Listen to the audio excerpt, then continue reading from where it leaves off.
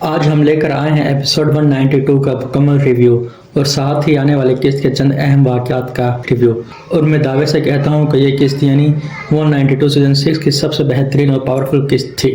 اب کئی لوگ اس قسط کو بورنگ کہہ رہے ہیں، کیونکہ جنگ آخر میں دکھائی گئی اور پہلے 1.5 گھنٹے تک انہیں کچھ خاص ایکشن نظر نہیں آیا، لیکن ناظرین اکرام وہی 1.5 گھنٹہ وہی وقت ہمارے لیے وہ سب کچھ لے کر آیا جس کا ہم سالوں سے انتظار کر رہے تھے۔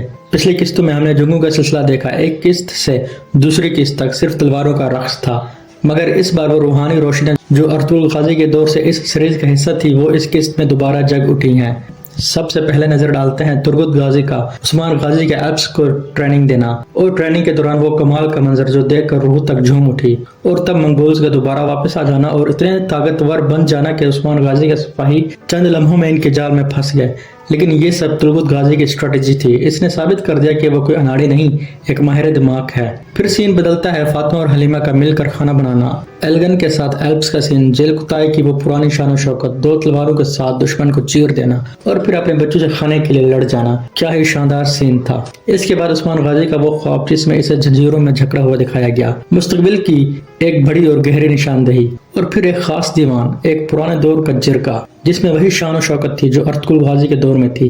ہر سردار کو اسکرین ٹائم ملا، ہر کسی کو بولنے کا حق دیا گیا۔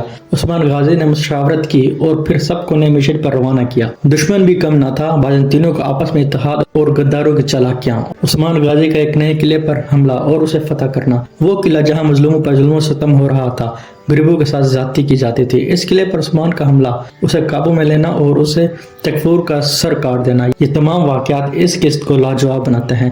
اور پھر حلیمہ اور صوفیہ کی تکرار، حلیمہ نے کہہ دیا میں تمہاری نہیں ہوں، میں حلیمہ ہوں، اب میں مسلمان ہو چکی ہوں، میں عثمان غازی اور بالا خاتون کی بیٹی ہوں۔ یہ وہ سین تھا جو دل کو چیر گیا، اس عورت کو یہ کہنا جس نے 10 سال تک اس کی پرورش کی۔ لیکن بات یہی ختم نہیں ہوتی، صوفیہ پر خنجر چلانا اور یہ ثابت کرنا کہ میں حلیمہ ہوں اور وہ پوئنہ نہیں رہی جو تمہارے لیے عثمان کی جاسوسی کرتی تھی۔ اور اس کے بعد اغوز ایلپ کا فاطمہ کے لیے ڈھال بن جانا، جیسے میں نے کہا تھا وہ اس قسط میں خود کو ثابت کرے گا میں تمہارے قابل ہوں۔ ویسے آپ کا کیا خیال ہے اغوز اور فاطمہ کی جوڑی کے بارے میں؟ کمنٹس میں ضرور بتائیے گا۔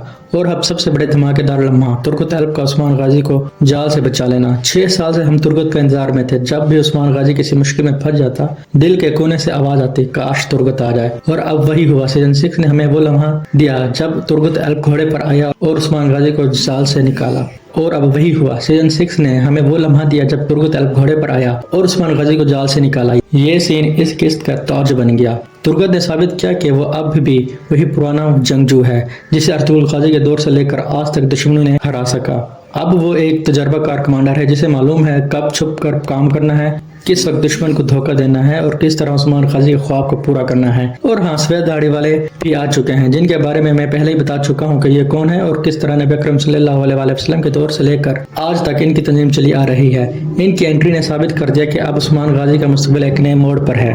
عثمان غازی نے سب سے عقل مندی کی بات کی، میں اپنے ایلپس کی شادیاں کراؤں گا تاکہ ان کی نسلیں اورحان غازی کے ساتھ مل کر نئی فتوحات کا سلسلہ آگے بڑھا سکیں، اور مجھے لگتا ہے یہ سلسلہ فاطمہ اور اغوز کی شادی سے ہی شروع ہوگا۔ لیکن سب سے ایموشنل ٹویسٹ 2 بچوں کا ذکر، ایک کا نام ملک شاہ اور دوسرے کا الپ اسلان ہے۔ یہ دونوں بچے اصل زندگی میں کوئی عام نہیں، یہ محمد بزداق کے حقیقی بیٹے ہیں۔ جی ہاں، وہی بزداق جو کرولوس عثمان اور ارطغرل غازی کے پروڈیوسر ہیں۔ ارطغرل غازی میں بھی ایک بچہ دکھایا گیا تھا، لیکن پتہ نہیں جن میں سے کوئی تھا یا کوئی تیسرا تھا۔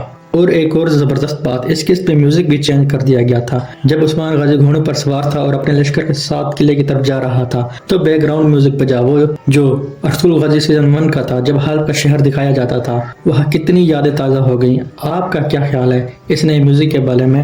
کمنٹس میں ضرور بتائیں۔ اور لیجیے آپ کی فرمائش پر یہ تھا قسط کا مکمل ریویو۔ مجھے معلوم ہے کہ اب بھی کئی سین رہ گئے ہوں گے، لیکن چلیے اب چلتے ہیں آنے والی قسط کے چند اہم واقعات کی طرف۔ سب سے پہلا بڑا واقعہ، حلیمہ کا زخمی ہونا۔ ٹریلر میں صوفیہ نے جو کہا ہے اس سے لگتا ہے کہ حلیمہ مر چکی ہے، کیا واقعی مر جائے گی یا زندہ بچے گی؟ اس کا تفصیل سے جواب میری پہلے ویڈیو میں مل جائے گا، اینڈ اسکرین پر لنک ملے گا آپ کو۔ اور بتائیے آپ کرولوس عثمان کیسی لگ رہی ہے؟ کیا آپ چاہتے ہیں کہ ہر قسط اسی طرح روحانی اور جذباتی ہو، یا پھر صرف جنگ و فتح کا سلسلہ ہو جیسے حلیمہ اور بالا کے سین ہوا کرتے تھے؟ کمنٹس میں اپنا فیڈ بیک ضرور دیجیے گا۔ ہماری ویڈیو پہ آنے کا شکریہ، اپنا خیال رکھیے گا، اللہ حافظ۔